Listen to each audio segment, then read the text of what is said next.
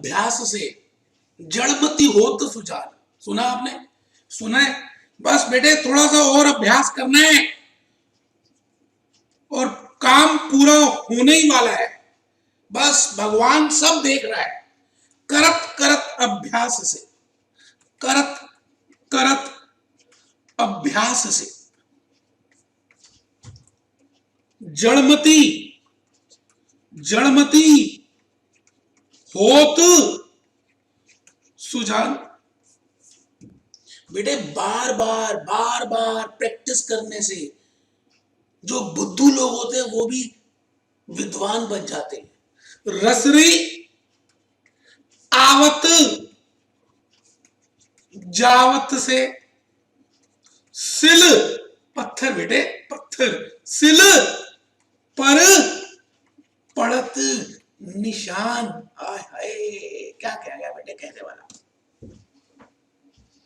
चाहे आपको कुछ नहीं आता, आप हिंदी मीडियम से हो, आपको अकाउंट्स नहीं पता, फाइनेंस तो छोड़ ही दो, लेकिन अगर आप बार बार उस चीज को कोशिश करते हो तो वो चीजें आपके अंदर चली जाती हैं। ये कह रहा है जिस तरह से एक रस्सी के बार बार आने से पत्थर पे निशान पड़ जाता है। तो बेटे आप तो समझदार हो, आओ, हिम्मत नहीं हारनी। नहीं बच्चे, हिम्मत क्यों हारनी है? हिम्मत हारे आपके दुश्मन, झुक के बैठे आपके दुश्मन, आप क्यों बैठो? आप तो दुनिया को झुकाओगे। लिखो शॉर्ट नोट 43, लेक्चर 43। आइए जी मैं लिख दूं question 43। Write a note on swaptions. बड़ा ही नया कंसेप्ट है जी, CS practice manual. Swaption, swap का नाम तो सबने सुना है। ये स्वैप खाली नहीं है, ऑप्शन भी सुना है। स्वैप और ऑप्शन को मिला दो तो इसको बोलते हैं स्वैप्शंस। स्वैप्शंस, स्वैप्शंस। देखते हैं बेटे, रजिस्टर निकाल लीजिए, हौसले बुलंद कर लीजिए। लाइफ में अगर सक्सेस मिलती है तो बेटे हौसलों से मिलती है। आपको दुनिया कहे कि आप पास नहीं होगे और आपको अंदर से पता है कि मैं पढ़ूंगा, पास हो जाऊंगा, कर लूंगा, तो कर लोगे। दुनिया कहे कि ट्रंप नहीं जीतेगा, हिलरी जीतेगी, हिलेरी जीतेगी, बेटे ट्रंप को अंदर से विश्वास था मैं जीतूंगा, तो जीत गया। झुकती है दुनिया, झुकाने वाला चाहिए। आपको दुनिया झुकानी है और सबका भला करना है। लिखिए क्वेश्चन, लिखिए लिखिए। Write a note on swaption, swaption, swaption, swaptions. मैं बड़ी प्यारी सी बात आज आपके सामने चर्चा करने वाला हूं। आप प्रैक्टिस मैनुअल खोल लीजिए। वैसे ये प्रैक्टिस मैनुअल से है, मैं दिखा दूं। लो जी बेटे, ये है page 294, CS practice manual question 16, page 294, page 294। तो आइए दोस्तों हम सब क्वेश्चन 43 की तरफ बढ़े। CS practice manual page 294। तो मैं भूपेश आनंद अपनी होश में आपको कहना चाहता हूं कि आप रजिस्टर ओपन कर लें और प्रैक्टिस मैनुअल अगर नहीं खोली तो खोल ले बेटे, खोल ले। मैंने भी नहीं खोली, इसलिए मैं भी पहले ओपन कर रहा हूं बेटे, ओपन कर रहा हूं। आओ जी आओ, लो जी लो, प्रैक्टिस मैनुअल आपके सामने। बेटे हम प्रैक्टिस करेंगे, प्रैक्टिस करेंगे और हम हर एक ऐसी चीज समझ लेंगे जो हमें पास कराएगी। बेटे इन 100 लेक्चर्स में मेरा यही ऑब्जेक्टिव रहा कि आपको फायदा मिले, थ्योरी पता चले, कमेंट्स पता चले, डिफरेंस बिटवीन पता चले, फ्लो चार्ट्स पता चले। बेटे जैसे इतिहास ही बदल जाए सीए फाइनेंशियल मैनेजमेंट का। तो मैं अपनी होश में इस समय चाहता हूं कि आप 294 पेज निकाल लें।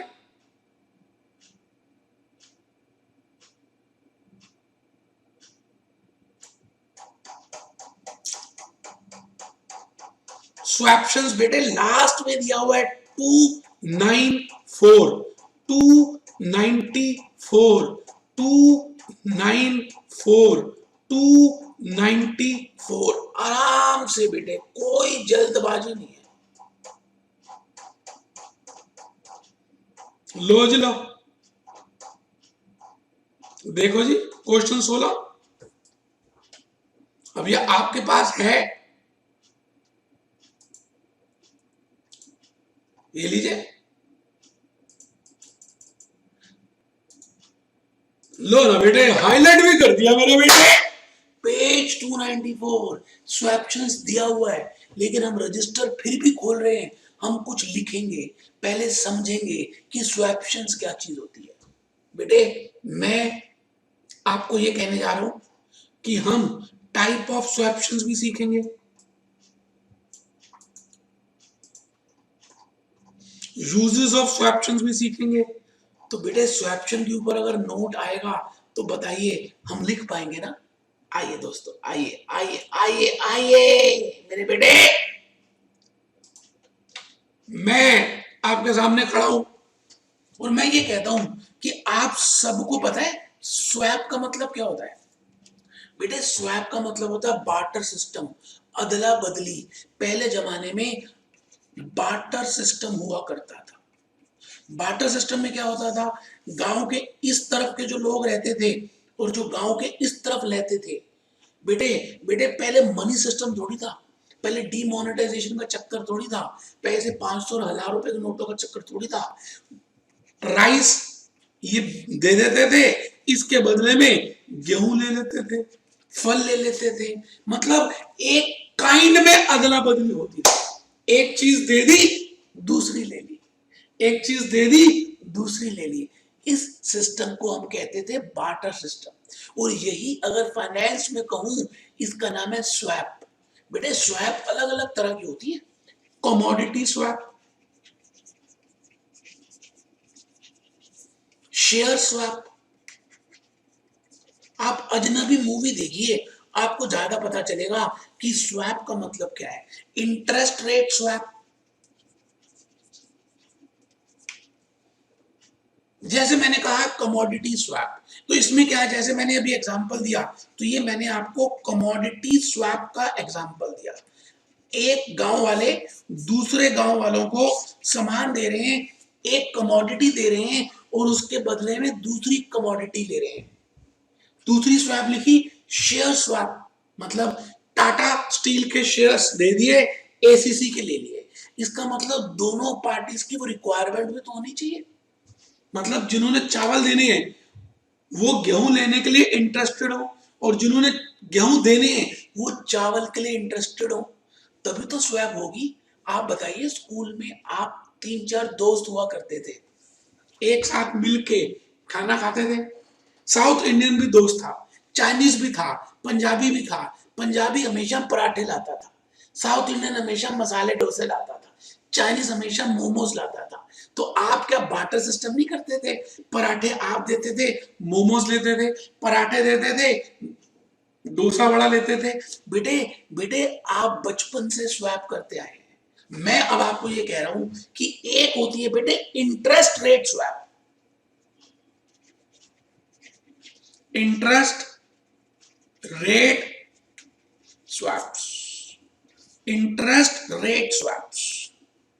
बेटे आपको पता है कि मार्केट जो है, जो रिजर्व बैंक ऑफ इंडिया है, वो ये जो बैंक्स हैं और इसके बाद कस्टमर्स हैं, बेटे 3 टायर मार्केट है।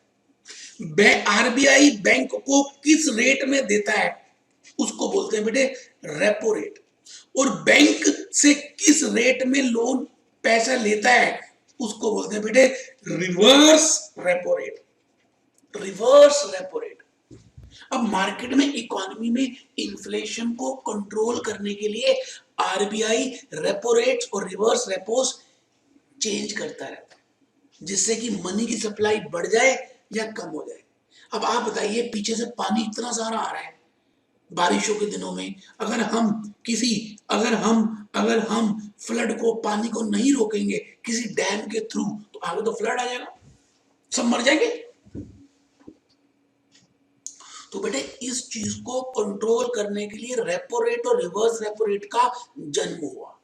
मैं ये नहीं बताना चाह रहा, मैं ये कह रहा हूं जैसे ये रेट चेंज होंगे तो बैंक जिस रेट में उधार दे रहा है कस्टमर्स को, बेटे वो भी चेंज हो जाएगा। तो अब बताइए जी, अगर वो भी चेंज हो जाए तो हर रोज कुछ ना कुछ नया रेट आ रहा है। जैसे आपने सुना होगा डीमोनेटाइजेशन के बाद इंटरेस्ट रेट में काफी गिरावट आ गई। क्यों? क्योंकि बैंक्स के पास डिपॉजिट्स ह्यूज आ गए, इतना डिपॉजिट आया कि अभी उनको उनको विड्रॉ, उनके लिए लोन नहीं दे पा रहे, डिपॉजिट आता जा रहा है। अब आप बताइए ये डिपॉजिट ज्यादा हुआ तो इंटरेस्ट रेट में चेंजेस आएंगी या नहीं? तो बेटे इंटरेस्ट रेट में गिरावट आ गई। मैं भूपेश आनंद आपको लॉजिक बताना चाहता हूं, बेसिक कंसेप्ट। मैं ये कहता हूं कि अगर आप कभी हाउसिंग लोन लें, कार लोन लें, पर्सनल लोन लें, बेटे इन सभी लोन्स में आपके पास दो ऑप्शंस होती हैं।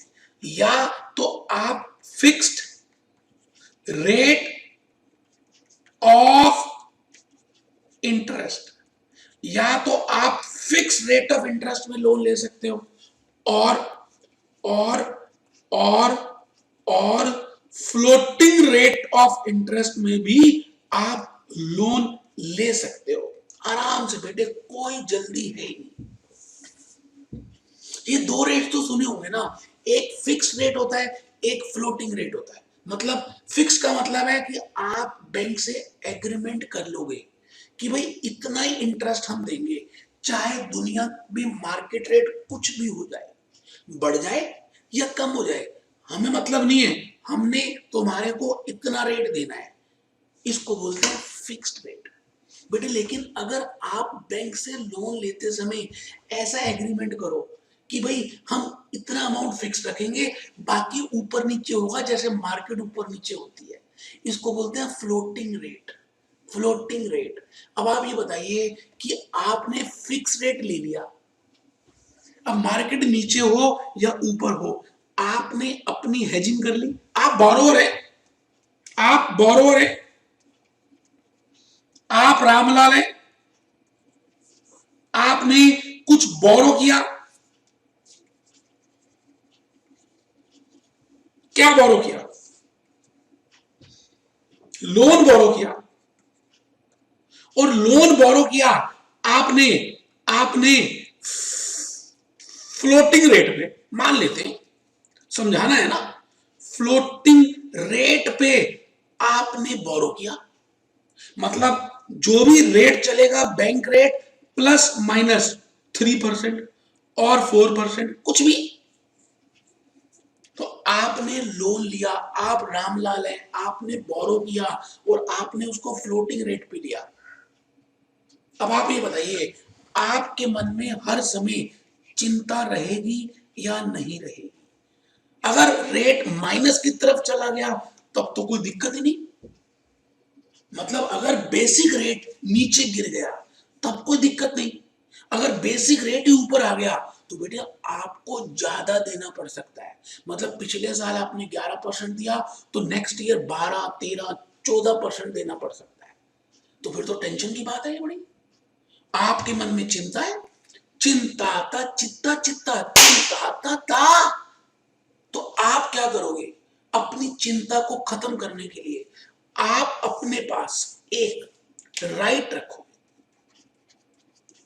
हक हक हक हक, कि अगर मैं चाहूं तो, कौन? रामलाल चाहे तो, अगर रामलाल चाहे तो ये इंटरेस्ट रेट स्वैप मोहनलाल से कर सकता है। मतलब दूसरी पार्टी है मोहनलाल, रामलाल ने पहले तो किसी से बोरो कर लिया और वो फ्लोटिंग रेट पे बोरो किया। अब रामलाल को चिंता है, अगर वो अपनी चिंता खत्म करना चाहता है तो मान के चलते हैं कि वो मोहनलाल से राइट ले लेता है, हक ले लेता है कि मार्केट में जो भी कुछ हो, मैं फिक्स्ड रेट ही पे करूंगा, I will pay fixed rate, और तू मेरे बदले में फ्लोटिंग रेट पे करियो, आराम से बेटे, आराम से, कोई जल्दी नहीं। मतलब रामलाल मोहनलाल से ये एग्रीमेंट कर रहा है कि भाई मेरा रेट, फ्लोटिंग रेट मान लेते हैं 13% है और फिक्स रेट मान लेते हैं 11% है। अगर मार्केट इतनी गिर गई या नहीं भी गिरी, मैं चाहूं तो तेरे को ये फोर्स कर सकता हूं कि तू मुझे फिक्स रेट दे, इंटरेस्ट का फिक्स रेट ऑफ इंटरेस्ट दे, और मैं तुझे फ्लोटिंग रेट दूंगा।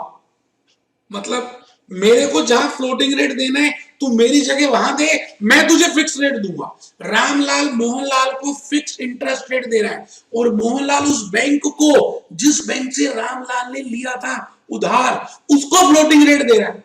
अगर ऐसी राइट रामलाल के पास आ जाए तो इसको बोलते हैं, इसको बोलते हैं, इसको बोलते हैं स्वैप्शन। स्वैप्शन बेटे, इसका नाम है स्वैप्शन। और मैंने एग्जांपल दिया रिसीवर स्वैप्शन। दो तरह की स्वैप्शंस होती हैं, अभी देखेंगे। स्वैप्शंस का मतलब क्या है? इफ बोरोवर स्वैप्शंस, पहले बेटा स्वैप्शंस देख रहे हैं, रजिस्टर खोल लीजिए। इफ बेटे ध्यान से लॉजिक समझ लो, अगर लॉजिक समझ आ गया ना तो आप जो याद करेंगे वो भी याद हो जाएगा। If borrower has the right to receive fixed ROI, rate of interest, and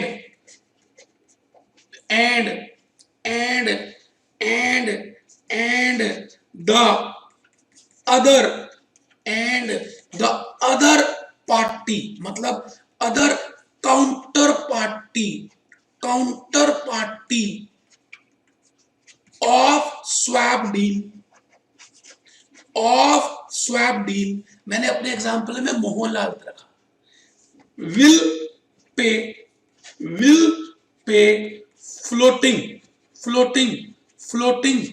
ROI, then it is named as receiver swaptions। आराम से बेटे, कोई जल्दी है ही नहीं यार, आप लॉजिक समझो। अभी लिखवा दूंगा, मैंने तो लिखा हुआ है, आपके लिए स्लाइड्स बनाइए।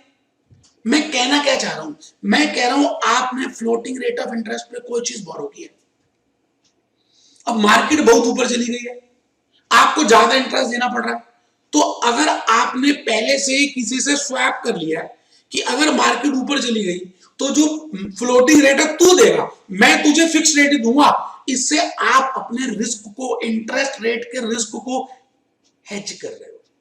आप अपने इंटरेस्ट रेट के रिस्क को हेज कर रहे हो बेटे, इसका नाम है स्वैप्शंस। स्वैप्शंस दो तरह की होती है, रिसीवर स्वैप्शन, पेयर स्वैप्शन।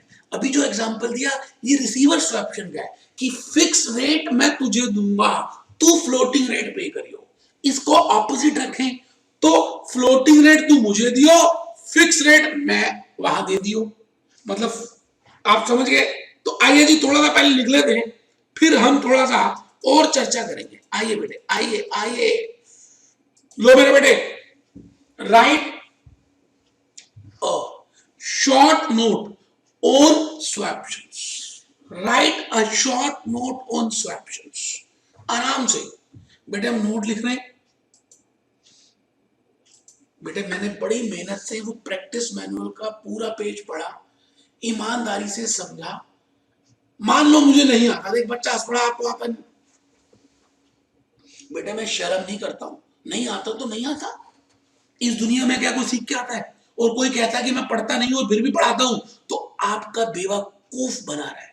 और कोई कहे कि मैं बिना पढ़े पास हो गया हूं, उसे 10 थप्पड़ मार देना। आपको दुश्मन है वो, मैं नहीं हूं आपको दुश्मन। आगे लिखो, swaptions refers to the options, call options, put options, on interest rate swaps. Swaptions refers to options on interest rate swaps. इसका मतलब इंटरेस्ट रेट में अदला बदली होगी. Swaption contracts can be of two types. लिखे बेटा, swaption contracts can be of two types: receiver swaption and pair swaption. Swaption contracts are of two types: receiver swaption and pair swaption. Receiver swaption and pair swaption. तो मैंने जो example दिया आपको receiver का दिया, कोई नहीं, आप लिख लो. Receiver swaption gives the right हक साडा हक एथे रख, साडा हक एथे रख. Receiver swaptions give the right to enter into a interest rate swap. Interest rate swap. Receiver swaption gives a right to enter into interest rate swap where they मतलब जिसके पास होल्डर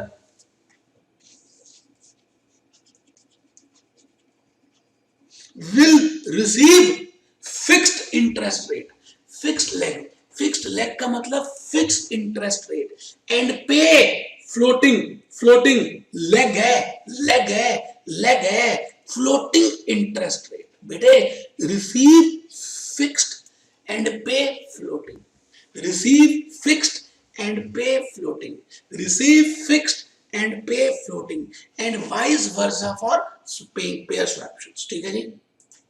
मैंने अभी एग्जांपल दिया था रामलाल का, मोहनलाल का. डी पॉइंट लिखिए. Swaptions can fulfil following three purpose. बेटे इससे हेजिंग हो सकती है, स्पेकुलेशन हो सकती है, आर्बिट्रेज हो सकती है, लेकिन हम इसको हेजिंग के लिए पढ़ेंगे. तो swaptions can fulfil three purpose: hedging, speculation, arbitrage. Hedging, speculation, arbitrage. आराम से बेटे डी पॉइंट.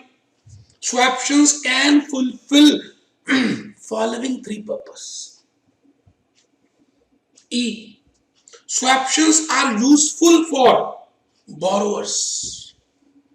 बेटे आपने बोरो किया फिक्स्ड में या फ्लोटिंग लेग में, अब आपको उस रिस्क को खत्म करना है तो आप दूसरे से ऑप्शन ले सकते हो, उसको बोलते हैं इंटरेस्ट रेट स्वैप, लेकिन ये हक को बोलते हैं स्वैप्शंस.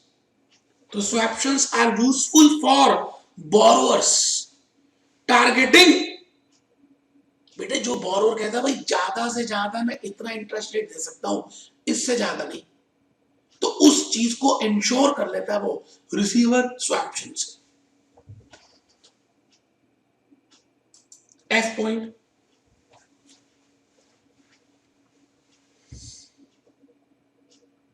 Buyer and seller of swaptions. अब जो आप समझ आ रहा ना, ज्यादा बच्चे वो लिख नहीं रहे, वो बेवकूफ है, क्योंकि उनके पास इतना टाइम है नहीं अभी कि पढ़ेंगे और याद करेंगे.